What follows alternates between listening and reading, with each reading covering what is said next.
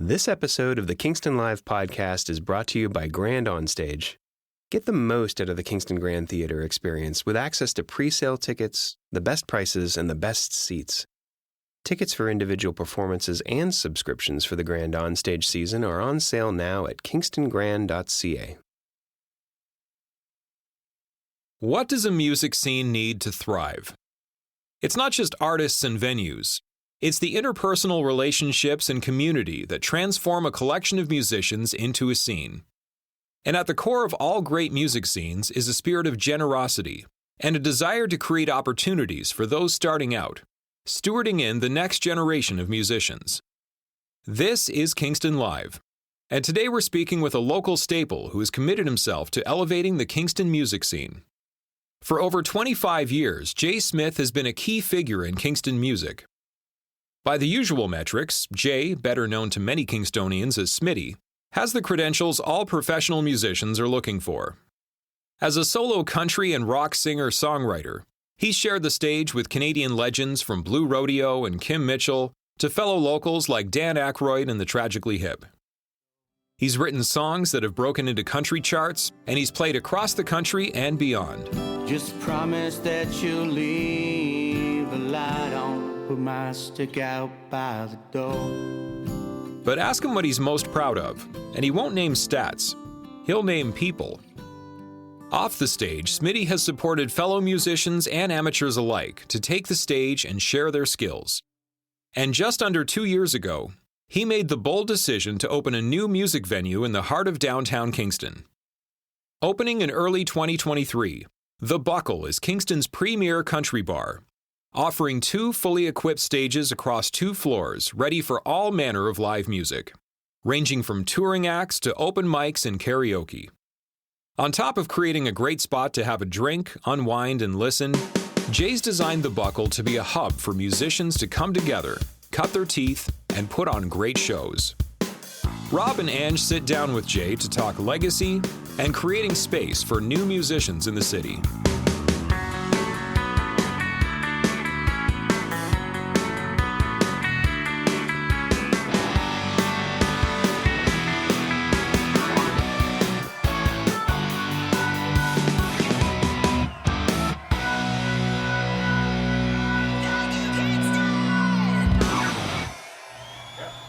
All right. I'm Rob Howard, and I'm here with... And Stever, hi. And we're sitting across from Jay Smith. Some of you know Jay as Smitty. I was like, that sounds so weird when you're like, we're sitting across from Jay Smith. Yeah. It's even better when people call me Jason. I'm like, my mother doesn't even call me. Whoa. Well, this is a bit of a different podcast setup for us today because we were actually sitting here on the floor of the Buckle in downtown Kingston. Thank you very much for having us to your lovely venue. This is my first time being in here, and I'm blown away. Oh, thank you. It's phenomenal. What a great spot you have here. Oh, thanks, Ange. Yeah, I appreciate the tour and the beer, which are buckle sized. That is the Buckle beer. Jay, you've been a pillar of the Kingston music scene in some form or another for so long, and I want to know a bit about your backstory. How'd you come to be arguably one of the most beloved musicians in the region, and more recently one of Kingston's newest live music venue owners? Well, I started out when I was about 14 playing. You asked maybe about the first gig, and I was trying to think in my head. Uncle Vinny Mosier over on Wolf Island posted a video, and I was playing the drums, and I think I was 13 years old on Wolf Island playing Music Fest, and we were doing Johnny Be Good, and I was the drummer. So I think it all started, I started playing drums at 6, started playing piano at 9, started playing guitar at 10, and I started playing live for money at 14. Wow. And so 37 years I've been doing this. Have you always wanted to own and operate your own live music venue? Was that a dream of yours? I'm assuming being a musician was, but a venue owner, when did that dream kind of hit? Yeah, so my wife Lauren and I have been talking about this for 10 years now, and COVID hit. I've been back and forth to Nashville off and on for 7 years, and I was literally a pen stroke away from my publishing deal. And COVID hit, I had to come home, and I haven't been back to Nashville since. Everything just went. So I said to Lauren, this place coincidentally happened to pop open for sale. There was a restaurant here before us. Magalow's, of course, was here for 30 years. And then there was a restaurant that was here for a short time during COVID. Unfortunately, they didn't pan out. It came up for sale. So I bought it. I said to Lauren, I said, if we're ever going to do it, this is the time. I said, location, key for live music. We're right next door to the Grand Theater downtown Kingston. It's got 2 floors, Nashville style, which I always wanted to do. I always told her that I wanted to bring back my favorite places from Nashville and bring them here because, I mean, everybody loves country music, I think, in some way or another, whether they admit it or not. And I think the biggest fallacy that people get in their head about this place is that it's a country music bar. It's just a music venue. I'm not about genre. I'm just about live music. When I was growing up, you couldn't go downtown Kingston without having live music somewhere.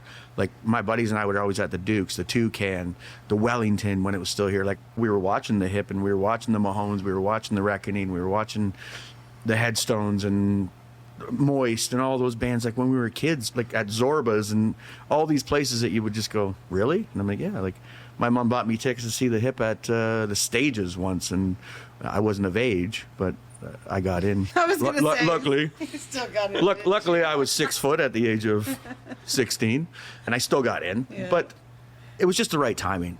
I want to hold on that point for a second because, you mentioned timing here. I would think the exact opposite. The COVID-19 pandemic hit live music venues particularly hard, and many Canadian venues closed. And in the midst of all this, you make this gamble on a bar and live music venue in Kingston's most busiest downtown strip here. How has that paid off for you? So luckily, we were just coming out of the COVID, and unfortunately, like I said, the place here before didn't pan out, and they kind of abandoned, and off they went. I made a great deal with the owner of the building. We took it over in February of 2023, and then we opened in May. And we've been here rocking it for a year and a half, and we've got such a great following of people. And maybe it's because people know who I am and they want to support me, and I appreciate that greatly. Like I grew up and born and raised here in Kingston, so I'd like to think I've made a lot of friends, and I don't treat people badly, and I've always been good to people. And my biggest thing as a musician was always, I don't care if you're the greatest musician in the world, if you walk off stage and you're an asshole, people are going to remember the asshole part. They're not going to remember so I always try and do both. Just be a good person, and just because to me it's always just been my job, right? Yeah. I don't profess that I can go out and hang drywall, but I respect guys that can do that. I can play the guitar and I can sing and I can write songs, and that's what I do. It's always just been a job to me, so it's not about, there's no ego, there's no anything. It's just my job. So I've treated people well, and I think it's coming back to me now, and they've been good to me. So I appreciate everybody. Yeah. Sorry to interrupt you. I was just thinking about, talking about Nashville and possibly going there and then being at home. We often hear that Kingston is like the Nashville of the North, because it really is this beautiful place in Ontario, which is the most populous province. We're situated right in between Ottawa, Montreal, Toronto. Absolutely. We've had so many bands, they say something in the water or whatever it is. Is there a little part of you that feels like, well, I got that Nashville right at home? A bit of the best of both worlds. The biggest compliment for me and my wife, when anybody comes in here, any new guests that haven't been here yet, first words out of their mouths are, we were just in Nashville, and this is exactly like that. And I said, well, then I did exactly what I set out to do. Nashville is always going to have a big place in my heart. But do I think I'm ever going to go back there and spend a great amount of time? Probably never again.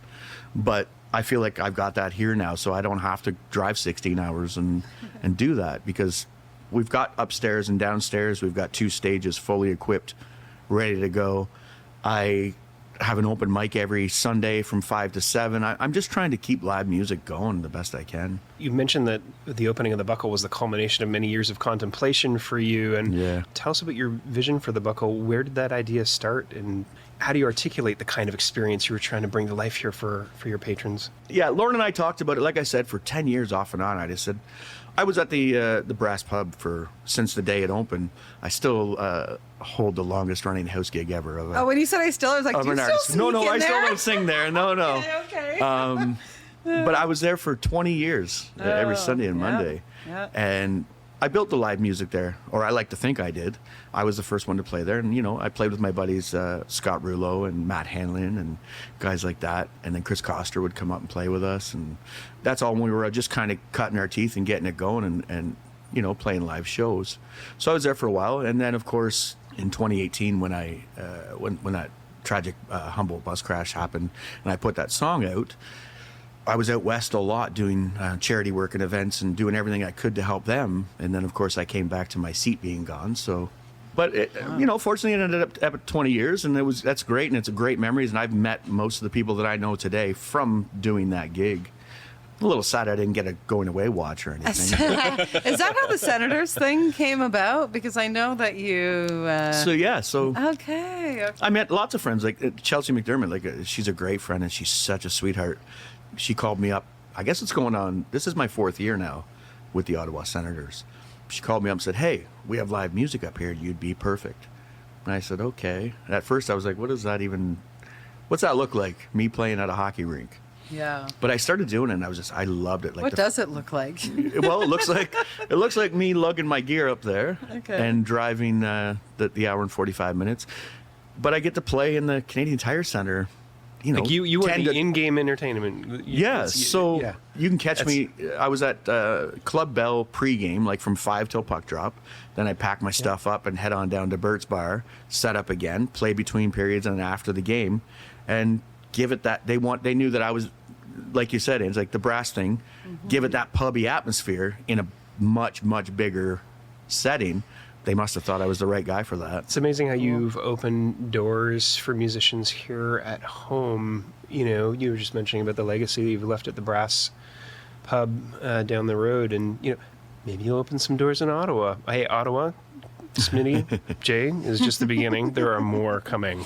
Yeah, we're coming for your music scene. Yeah, and I have a good Ottawa following also because I used to play down in the market at the Cabin every Saturday night, and Pub 101 down in the market. So I spent a lot of time in Ottawa. I made a lot of good fans. Are you a Kingston advocate when you go to other markets like Ottawa or say Nashville? And I sensed when you were talking earlier a bit of pride about having grown up in Kingston and experienced music in the way that you did at a young, impressionable age.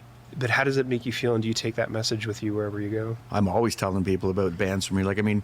I got a call from my friend Christian Tana from I Mother Earth about a month and a half ago, and he asked me, we're doing a show in Kingston, who would you recommend to open up? And I gave him a couple names of bands that I thought would be a great fit and that I truly believe deserve that sort of recognition. And I recommended The Wilderness, and they're opening up for I Mother Earth. Luscious is too. And Luscious is, and Brielle is.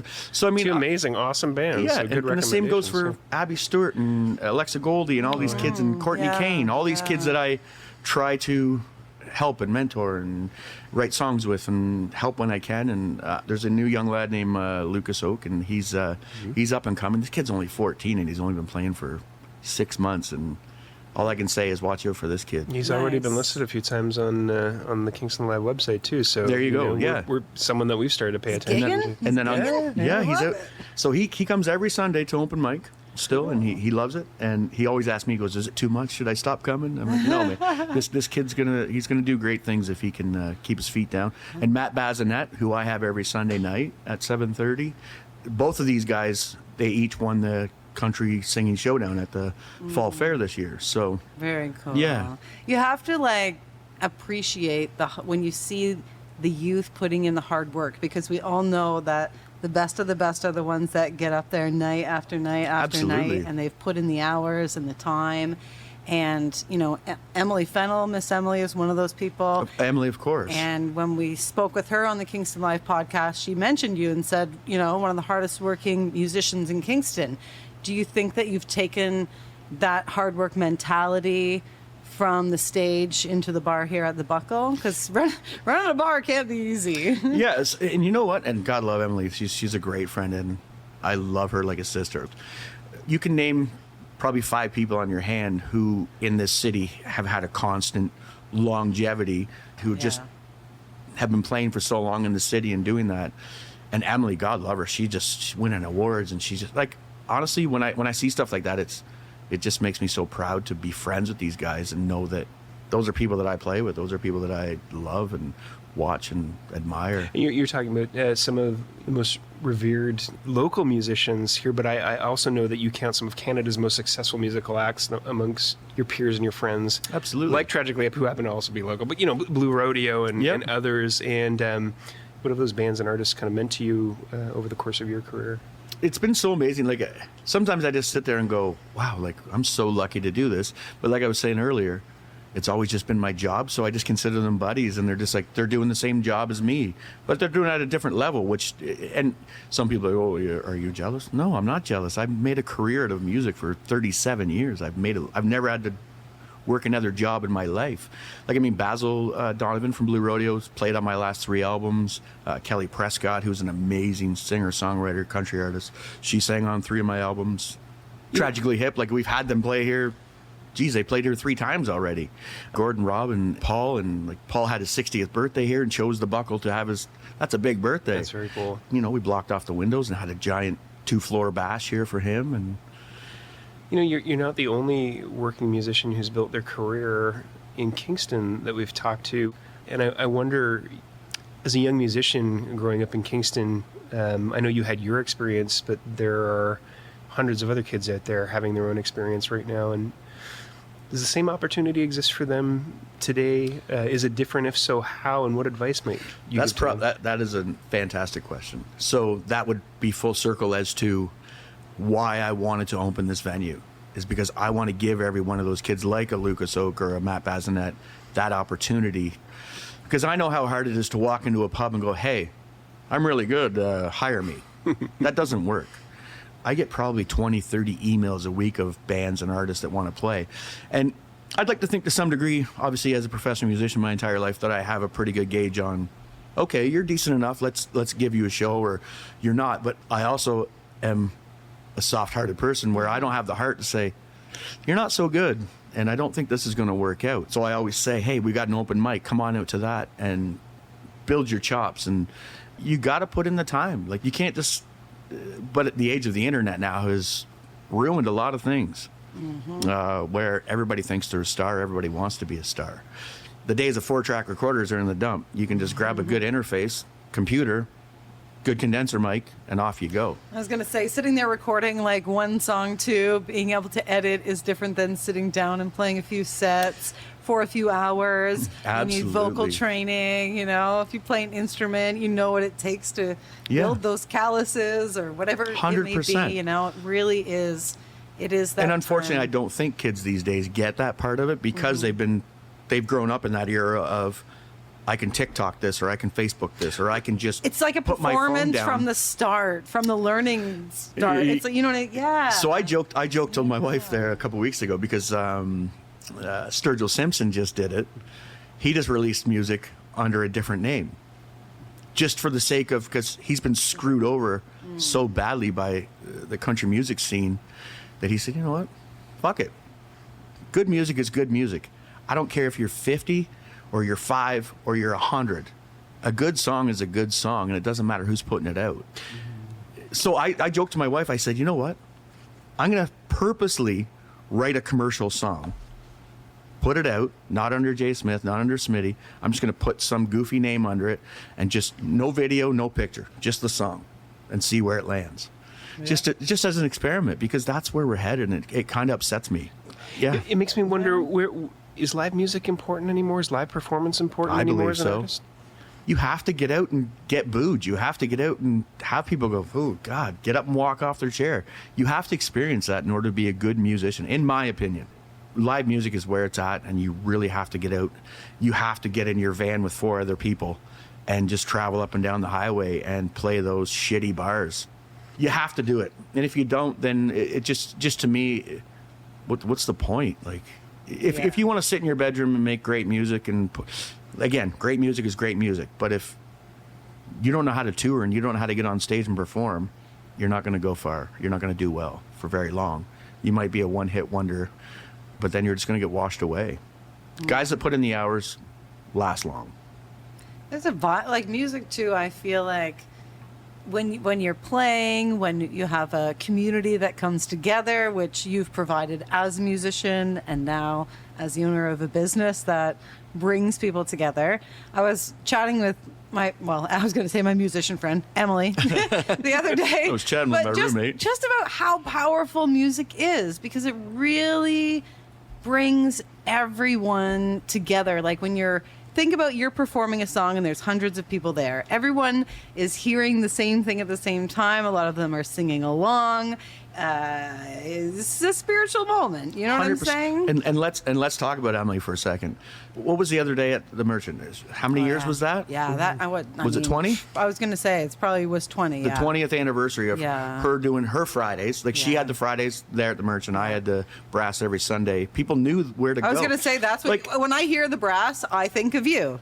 And honestly, when I think of the Merchant, I think of Emily. Yeah. And Emily is such a fantastic example of a musician just keeping it going and never. I know that, and you as well as you do, she's wanted to just say fuck it. Like, there's been times where it gets frustrating when you get this in your face sometimes. And that story years ago with the whole Gene Simmons thing. I mean, I don't want to rehash that, but I'd never been so fucking proud of her in my life. Yeah. A record. I'm not going to say what company Give some it was. context here to our listeners. So we're just talking about like selling out. That's the bottom line is the sellout. And you know what she said? She's fuck you. Yeah. To the biggest rock star in the entire world. Yeah. And if people didn't take from that she's one of the greatest people on earth and one of the most amazing artists to do that, because most people, 99 out of 100 people would have said, where do I sign? And now look at her. She's been winning awards. She's stuck to her guns. She is who she is. You have those moments, they mean so much more. Like even watching them rehearse for that show, Dan Curtis. Yeah. He's another local guy. He's like a character. Oh, he's such a character. But like it's just like you fall right back into the remembering those songs. Like I was watching people their like, lives and stuff. Man, it was just like, and Van Sheen and all those beasts. Those guys are beasts. I could name you 100 artists in this town that should be somewhere else. But they're here and they're still doing great. I think one of the questions we've been trying to answer since episode 1, this is episode 74 now, is that's incredible. What is it about Kingston that why Kingston? Why that concentration of musical talent and passion? Like Ange said earlier, we're right in the middle of Toronto, Montreal, Ottawa. Whether people are coming from other towns, like Emily's from the PEC, right? Like, and stuff like that. But I don't know. We could stand here all day and just leave. I could rifle off 100 musicians that are absolutely, in my mind, huge and should be bigger than they are. But I don't know if it's something in the water or what it is. But Kingston is just could be the universities. It could be like Bedouin Sound Clash when they were here, like stuff like that. Like I think it's also the fact that we are supportive of musicians as well, and we've talked about that. We have programs like Joe's Mill, like a library full of instruments. You know, Joe Chitlin, another legend in the city, right? Gone way too soon. I get the sense that the buckle is sort of your way to bring it all full circle and pay it forward a little bit. Exactly. Like I was saying, I built 2 stages purposely. I have 2 rooms for that.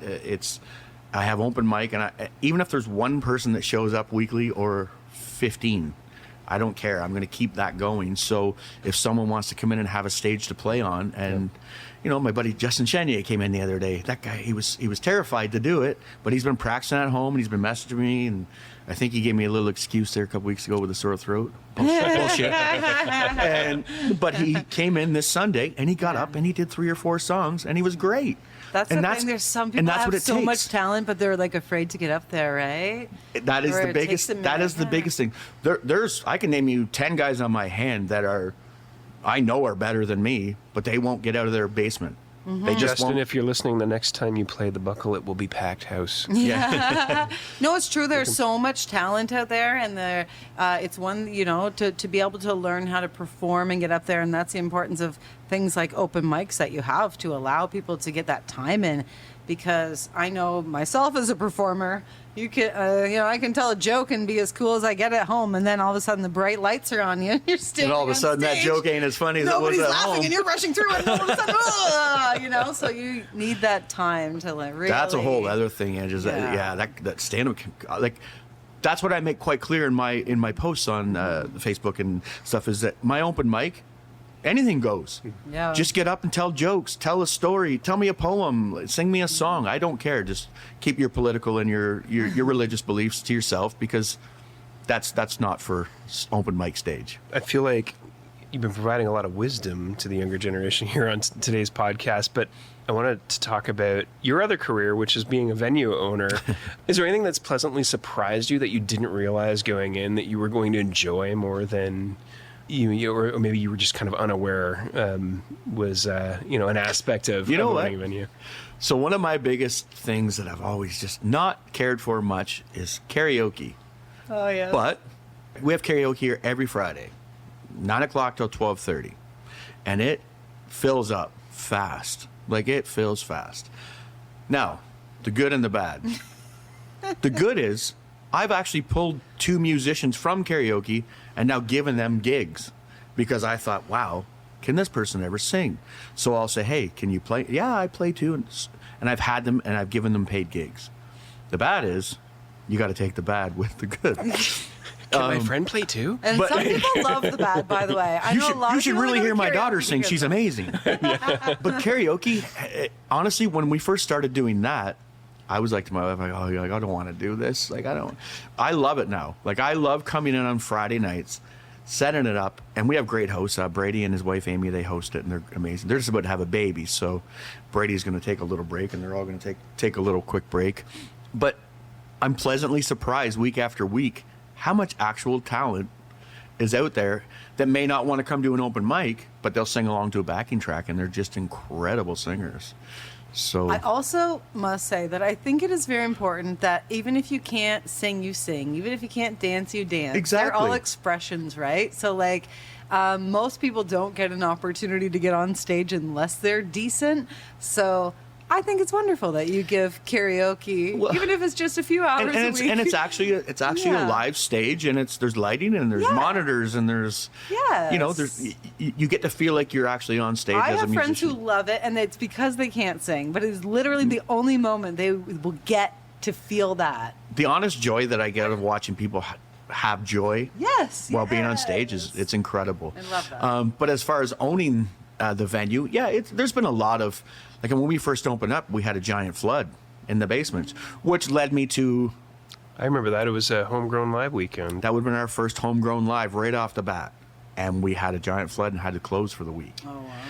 But that being said, that also forced me to make that decision where, well, what am I going to do with this basement now? So I fully renovated it and put another stage in and got it ready. And we're already booking into next November for private parties for the room. When we went down there, I noticed the mirrors. You have line dancing down there? We do line dancing every Sunday. Sundays are great. Like, Sundays 5 to 7, we have open mic. 6 to 7, we have free line dancing lessons in the basement. 7:30 to 10:30, we have a solo artist, Matt Bazinet, who is fantastic. This kid's going to be another one to watch. So in the back of me, gives me that proud dad moment where I feel like these kids that I'm helping nurture are going to do big things because I can see it in them. I know that you've been mentoring musicians, quite a few of them. Corey Marks, for example, I believe. I'm imagining you're not going to every karaoke night in town and picking them out from that. But how do you get involved in mentoring young musicians? So Corey's a great example. This kid has become pretty huge in my mind. I mean, he's done stuff with Mick Mars from Motley Crue, Ivan Moody from Five Finger Death Punch, Travis Tritt. He's done so much, and he's done great big shows. And he still, to this day, he'll text me and he'll say, hey, what's going on, or whatever, and we'll shoot the shit. And any interview he does, he always mentions me and says, I got my start with Smitty. Smitty got me going. And the way that started is kind of the same generic way that I do it now, but I own the venue. But then it was at the Brass, and he used to go to RMC and play hockey. And he knew, like I knew when I was a kid, I played hockey. I'm like, I'm never going to be a professional hockey player, so let's do my second love and do music. Corey quit RMC or got kicked out. I don't remember what happened. He left. We don't know. But no, Corey, you know what? Corey is a true... Corey is one of those... I feel like Corey is bringing back that actual true outlaw kind of thing where, you know what, fuck you, I'm going to do whatever I want to do. Yeah. And the music he does, because it's certainly not country, it's certainly not just rock, it's just music. But Corey, they used to come to the brass all the time, and a few of his boys would say, hey, our boy can sing, like, you should get him up. Like, let's. And Corey is an incredible drummer. That's what he was before this. So I got him up a few times, and I think the first song he ever did was Traveling Soldier by the Dixie Chicks. And I kind of stood to the side, and I'm like, okay. And we're talking, this guy's got hair just for days. And he's up there singing a Dixie Chicks song. So he looks at me, and I go, that's great. And he goes, can I do another one? So I said, yeah, keep going. So he did 2 or 3. And then that just progressed to each week he'd come in, and I'd let him get up on my stage and do his thing. And then all of a sudden he's not at our MC anymore. And then he moves back to North Bay, I guess. And then we're talking back and forth. And next thing I know, he's doing a song with Travis Tritt and Mick Mars and Ivan Moody. And this song's like 250 million streams, and he's got a gold album. I'm like, I felt another proud dad moment. I'm like, wow, like this is great. But that's, again, this is what I'm trying to do. Like I got no ego in this game. It's just, music is just music to me, and I love everything about music. People always ask me in interviews, like, what do you love about the music business? Well, I love the music. Yeah. I hate the business. Like, yeah. The music business is one of the hardest businesses ever to do anything There's in. so many aspects and elements of it, and I feel like in today's world, there are so many people taking on different elements of it where they didn't before. Like, an agent would do all of these things, and now they're setting things up and doing graphic design, and like there's a lot of moving parts. It almost takes away from giving the artist the time to make the music. Well, who was I listening to the other day? Kid Rock and Theo Von on a podcast, and Kid Rock was saying, well, they can take my voice now and put a whole album out with me ever never being there. That's a scary moment to think about. AI can write a song for Kid Rock, use Kid Rock's voice, release that song. And Kid Rock's like, yeah, but when it comes to performing it live, who's going to do that? That answers the question that we posed earlier, the importance of live music. 100%. My friends went to Taylor Swift the other day. I said, how many songs do you think she actually sang? She's like, well, there was one song that she was bent over signing an autograph, and it was still going. I'm like, point in case. I said, but how do you expect anybody for 3 hours to run around on a stage and sing without losing their breath? And it's night impossible. After night after night. As a singer, I know you cannot do that. On this topic, you're not just a performing musician yourself, but you're also a recording musician, and I think you've even had songs that have charted. Yeah, I wrote one about my wife called Perfect 10. I like to call it my get out of jail free card.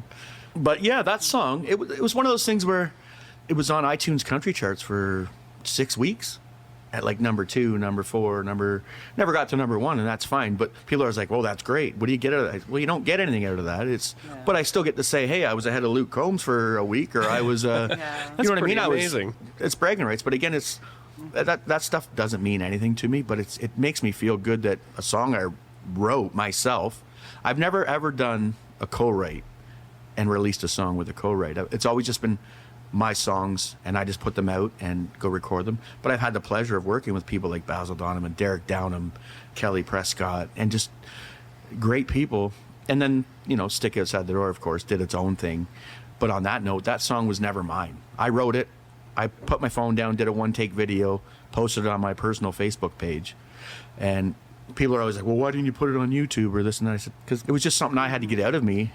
But within 8 hours, it got 2.2 million views and 55,000 shares and stuff like that. But a song like that, like I gave that song to the Humboldt Broncos. It's not my song. Like it's theirs. And any revenue from that was ever made was given to them. But yeah, like Perfect 10, it did well. I've had a few songs that have done well, but... Could we play one of them? Yeah. Do you want to pick one? You can play that one if you like. Yeah. Or, actually, our mutual friend Jody Decker, I had a song, I called it Nervous, because it was a song about me and my insecurities and how I feel about stuff. And they're like, well, don't call it Nervous. That's not a very good title to put out there for a song. So we called it Butterflies. I said, well, how the hell is Butterflies better than Nervous? But it was essentially, again, about my wife's pretty much, She's a bit of a muse. We got it. No. Yeah, that's kind of the word I was looking for. And so it's the one verse is corner me, I get nervous. Neither one of us deserve this. And do I still give her butterflies and stuff? So it seemed like a more appropriate title. So But I released that one. Actually, you can play that one. I really like that song. All right, let's give it a spin.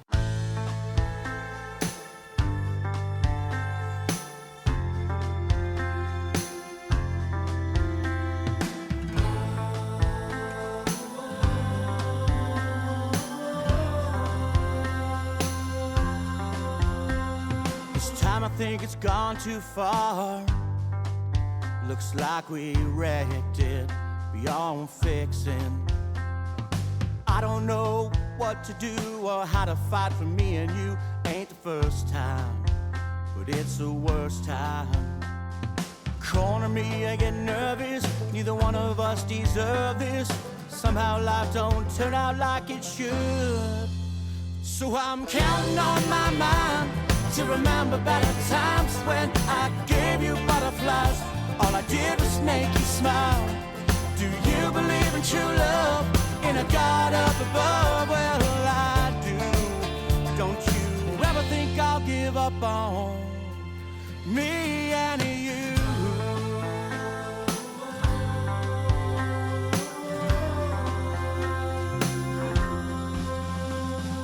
Countless times I've sat and cried in the dark like a child. That's who I am. You may not understand, but the way you pulled in my heartstrings, you became my everything, and that scared me. So I ran. Corner me, I get nervous. Neither one of us deserve this. Somehow life don't turn out like it should.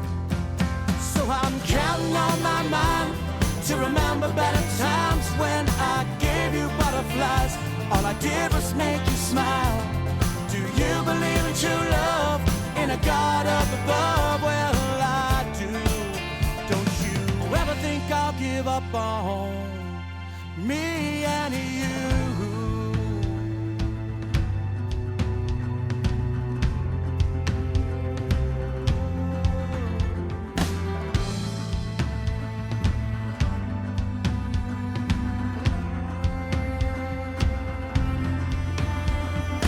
Corner me, I get nervous. Corner me, I get nervous. Corner me, I get nervous. Corner me, I get nervous. Corner me, I get nervous. Corner me, I get nervous. Corner me, I get nervous. Corner me, I get nervous. Corner me, I get nervous. Well, I'm counting on my mind to remember better times when I gave you butterflies. All I did was make you smile. Do you believe in true love, in a God up above? Well, I do. Yeah, I do. Well, I'm counting on my mind to remember better times when I gave you butterflies. All I did was make you smile. Do you believe in true love, in a God up above? Well, I do. Yeah, I do. Yeah, I do. Don't you ever think I'll give up on? Ever think I'll give up on me and you?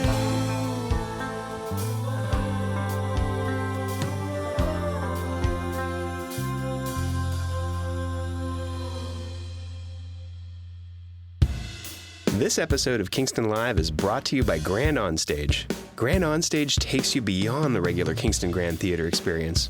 It's a subscription option that gives you access to pre-sale tickets, the best prices, and the best seats. That means you can customize your own individual package starting at just 4 performances. Want to bring friends? Subscriber pricing applies to their tickets too. And if your plans change, just exchange your tickets for another performance. Tickets for individual performances and subscriptions for the Grand Onstage season are on sale now at kingstongran.ca. I sense that there's been some level of personal transformation. Like from the outside looking in, for years you were known as Smitty, right? Yep. And, the musician for hire. Yeah, have you been trying to distance yourself from that persona now that you are a venue owner, or now that you've reached a certain stage of your life, or... Another great question. So the way I explain it to everybody is when I'm standing on this floor here, which I'm pointing to as the buckle floor, or even at home or in my truck, I'm Jay. I'm Jay Smith. As soon as my feet hit the stage, I'm Smitty. I'd like to say Smitty died 13 years ago when I got sober. So Smitty was the guy that everybody knew and partied and was an animal and just was that stereotypical musician that just had a good time and was just drinking all the time and partying and doing stuff like that. But again, my wife, she saved my life. I have reevaluated my life and got sober and clean. I'd have none of this if it wasn't for my wife and my kids and me getting sober. So yeah, so Smitty to me is kind of not anymore. I tried to do the Smitty Kingston thing, and then it was like, I had an Instagram page that had 7,500 followers within less than a year under Smitty Kingston, and I just canceled it. I didn't change the name, I just canceled it. Took away all of that stuff. So yeah, I think I'm just Jay. Jay now is fine by me. Well, it's interesting because we were talking earlier about different songs that reached on the charts and different things like that. And I've spoken to different musicians over the time about success and what success means to them. And of all of the things we talked about, I think being sober, having a loving family, opening a venue, like that is the success. Like, 100%. You know, really, I think success is whatever it means to you. But as I see it, great job. Thank you, Angie. Yeah, and that's how I feel too. Is that everything I've done up till now, whether it be good, bad, or real ugly, has led me to where I am right now. Mm-hmm. I'm a better person now, like anybody, any drunk or person that did drugs in the past or anything like that. You do shitty things to people and you feel real bad about it, but you make up for it. And I think in 13 years, I've made up for everything that I've done. And I'm maybe me offering up my stage all the time to anybody and everybody is my way of saying thanks for not giving up on me and just sticking behind me and still being my friends and knowing that there was always a good person in there. And like, I've always been a good person, I think. That's the way my mother raised me, God rest her soul, wherever she is. But I'm better for being sober, for sure. Your mom was someone important to you, yeah? Oh, my mom was the greatest person. Got some songs inspired by her? Yeah, you know, it's funny. My stepdad died 16 years ago, who was the love of my mom's life. Sorry, Dad.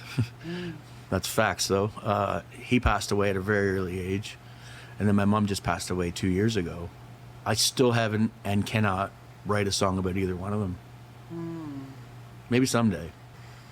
You know, not only are you a busy working musician and live music venue owner, you're also a dad. I'm a dad too, and I find it tremendously hard to balance things most of the time.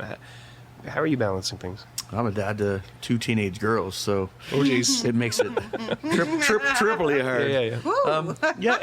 And I've got an older daughter from from when I was younger.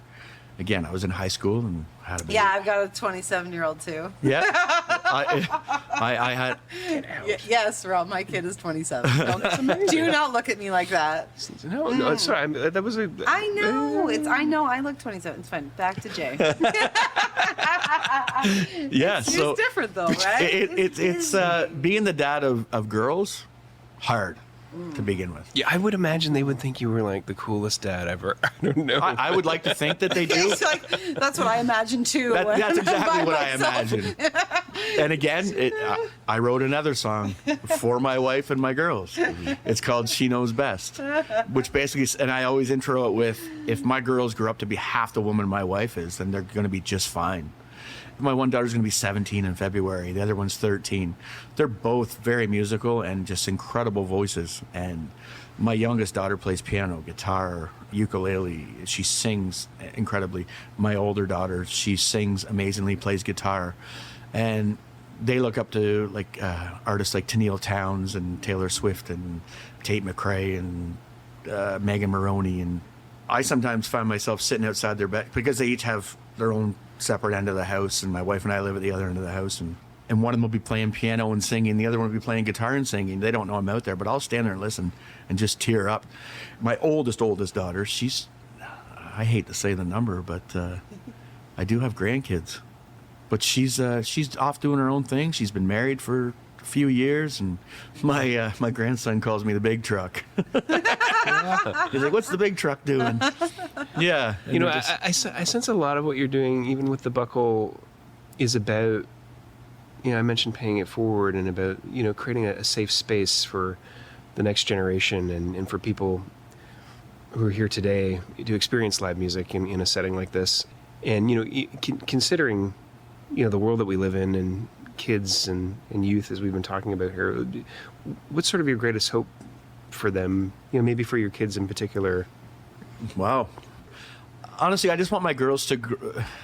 It comes back to my mom, is that the way my mom raised me, if you can help somebody, help them. If you can do something for somebody, do something for somebody. Even as simple as like my buddy Kevin Head, fantastic Kingston musician, long timer. He's out in Gan.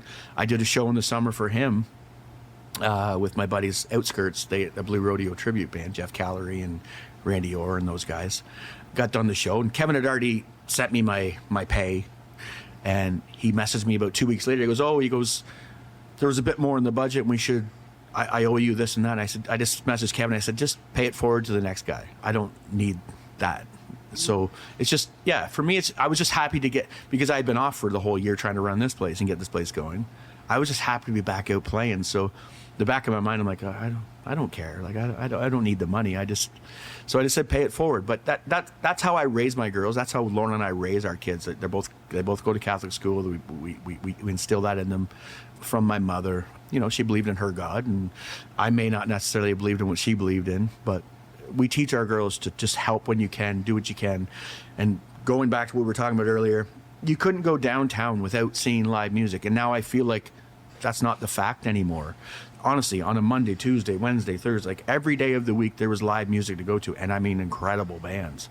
So I'm trying to do my little part, and I guess that's what I want my kids to. Hopefully my girls will want to take this place over someday, but if they don't, then that's fine too. Like, I'm not going to push the buckle on them. If they don't want to do it, they don't want to do it. Then I guess that will just, hopefully I can pass it on or sell it to somebody else that would want to, because obviously I'm not going to be here forever. I'm not 25 anymore, but I'm also not 90. So I'm going to do this for as long as I can. You're not a 25-year-old grandfather? No. Oh.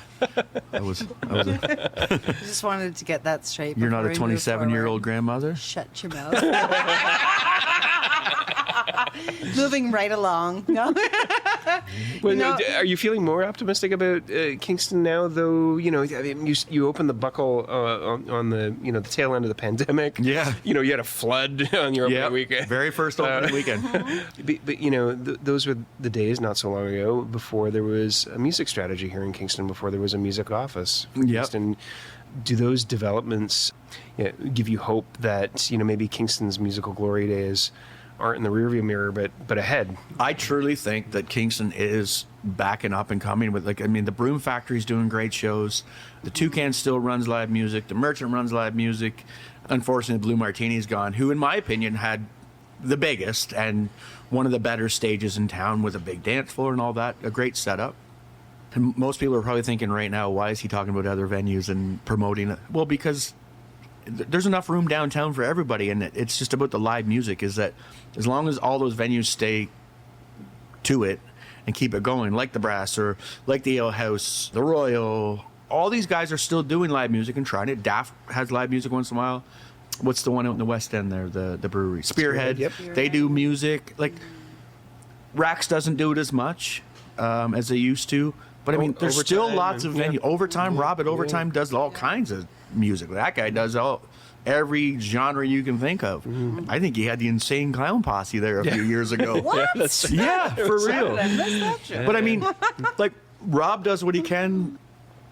But all the venues I've mentioned are all venues that have given me a shot when I was younger and let me play there and do my thing. So I wish them all the greatest things and best things to come, and I hope they do keep it up. The Caesar Company does live music once in a while. Yeah. John gave me an opportunity a few years ago. I was playing there on Sundays. So when I lost my gig up the street on Sundays, John Bronze at the Caesar gave me Sundays. So I started doing that again. But then when I opened this, it was like, well, I'm going to start playing Sundays at my own venue. Why would I give that business to somebody else? So I started doing that, but John still does it. And he's got my buddy Danny DeRue from Ambush playing there on Sundays, which is great. But yeah, like Dave at the Merchant, like all those places just need to, I know it's hard. As getting back to your question earlier, yeah, as a business owner, it is hard. And I do live music 4 nights a week, sometimes twice a day. and it's expensive. And I don't charge cover charge. I don't raise my drink prices. I don't do any of that. So for me to swallow some of that, and sometimes, it gets a little heated with conversations when you're with musicians that want to play here, that really want to play here. I have my formula, and it works for me. Obviously, some musicians will walk away and go, "Oh, well, he doesn't pay shit there." Well, I pay what I can pay. I also supply all of the back line. I went to great expense to outfit the stage where musicians just have to walk in and plug in. I have all the back line, amps, drums, everything, sound system, lighting. I just hope that, I hope the music, like the Broom Factory they do music all the time. And the Spire, and I mean, I could go on. There's so much live music around here. Yeah, there's all kinds of it. You were right in the epicenter of all of it, and it seems like... And attached to the Grand Theater. Yeah, that's who does the live music all the time. Is there a secret door into there from here? I don't know. It's right there, but it's been it's been bricked up. I knew it. Despite all the abundance of live music venues in this, it seemed like there was still room for one more. There's still room for the Buckle, and there's still probably room for even more. You got the Royal Tavern next door here that is still going. Yeah, they just changed ownership too, I think, again. But again, that's one of those things where I'm so glad that somebody else went in and bought the Royal, because it's the oldest pub in Canada. Right. And it for it to close would be a heartbreaking thing. Yes. But on the Royal topic, they used to do that Royal Jam every Thursday. Yep. Well, they don't do that anymore, and the Blue Martini's closed, so the Buckle's going to do something of that nature. Oh, cool. I wanted to ask, I'm embarrassed to admit, and this is your first time? I'm not embarrassed to admit anything. What? I'm embarrassed to admit that this is my first time being in the Buckle. Oh, it's not mine. Jay can attest to that. I've walked in here, I've supported, I've drank, I've eaten, I've done it all. Absolutely. But I haven't done open mic yet, so maybe we'll get on that. I can't wait for that. We'll talk later. Oh, yeah. Jokes. All jokes. No, for real. I'm going to get on that kit in a minute. Okay. What were you saying, Rob? Oh, hi. For our listeners who have not visited the Buckle yet, have not taken in some live music, give them a good reason to come down for the first time. Yes, so Wednesday to Sunday, 4 o'clock, open. Wednesday night, we've had the same duo, a husband and wife, well, soon to be husband and wife. I hope I can say that. Yeah, Mike Grice and Amanda Sorensen, they're engaged, they're getting married, but they're an actual duo. Mm-hmm. And we've had them every Wednesday since the day we opened. I've played with Mike since I was probably 20 years old, and their duo is fantastic. It's called Whiskey Smoke. They're here every Wednesday, 7:30 to 10:30.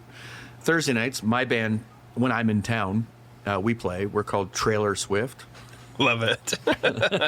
And we hit. Where'd that come from? I don't get it. We hit the stage at 8 o'clock, and we're an all request band, so no set list, no nothing like that. Nice. Just seat of your pants.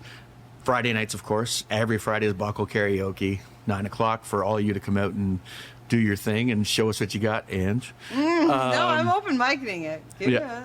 And then Saturdays, we're going to start probably either Saturdays or Fridays. I'm going to start like with a matinee, like a dinner kind of show.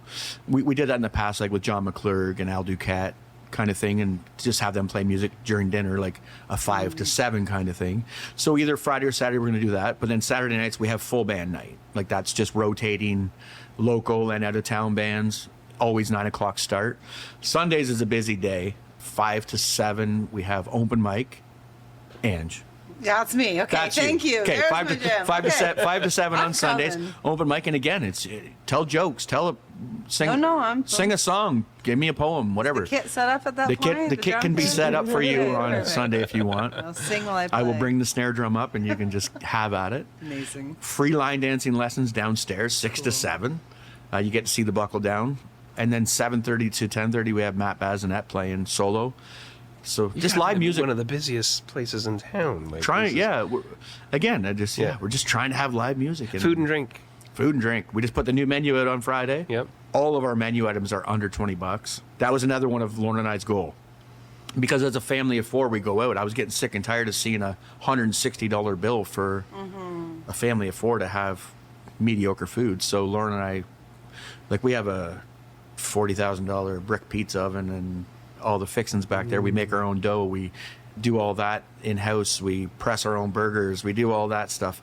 And everything's under $20. And our beverages probably under priced of anyone. We have our happy hours, we have all that. But yeah, that was the goal. I just want to get people in the door.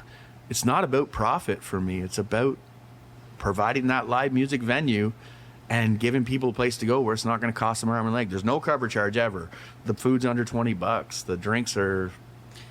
I think one thing we all crave is community, and you've built a community. You know what I mean? It's fair to say that. It's very cool, too, that you have the, completely separate, but, it's the same, but like a venue underneath. So you can keep the vibe going up here and then have private events downstairs as well.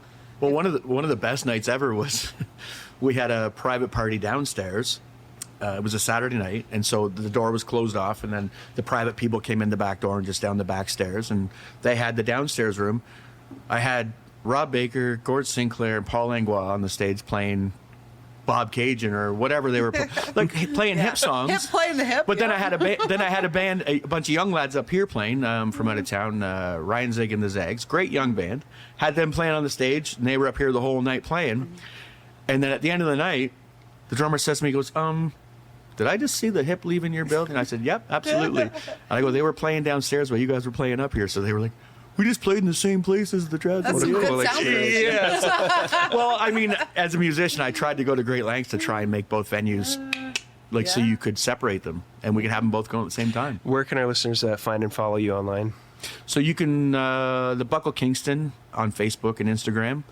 That's your best bet to find anything that we're doing online. Aside from the listings on kingstonlive.ca, which our listeners besides the listings on kingstonlive.ca, which I'm going to be a big promoter of from here on in. Yeah, because like I told you earlier, our website is shit. And I'm working on it. I'm learning. I'm one of those guys. Your bar and live music venue is absolutely not. So that's the important thing. So don't judge. 2 out of 3, bad Jay. Do not judge the Buckle by its website. I'm working on it. But yeah, if you want to know anything that's going on, I try and update daily on Facebook. I mean, we've got almost 6,000 followers on there, which is incredible to me. Yeah. In just under a year and a half. So yeah, you can follow us on there. It's all at Kingston, at the Buckle Kingston. Well, if you have not been to the Buckle, strongly encourage you to get down here at some point. You now know what's going on. Find the listings at kingstonlive.ca. Jay, thanks so much for having us here. And if there's aspiring bands and musicians out there that want to play here, you can email me personally at jsmithband@gmail.com. It'll be me responding, and that's who you'll be talking to, so I hope to hear from you. We'll put all this in the show notes as well for our listeners to check out. Thank you. Yeah. Man, this has been a great conversation. It's been wicked. Good Thank you for drinking, what is that, juice? Well, that's an energy drink that I won't name because they didn't pay us to be on here, so tough. Oh, there we go. I will just say that this is my first interview with Kingston Live while drinking a pint.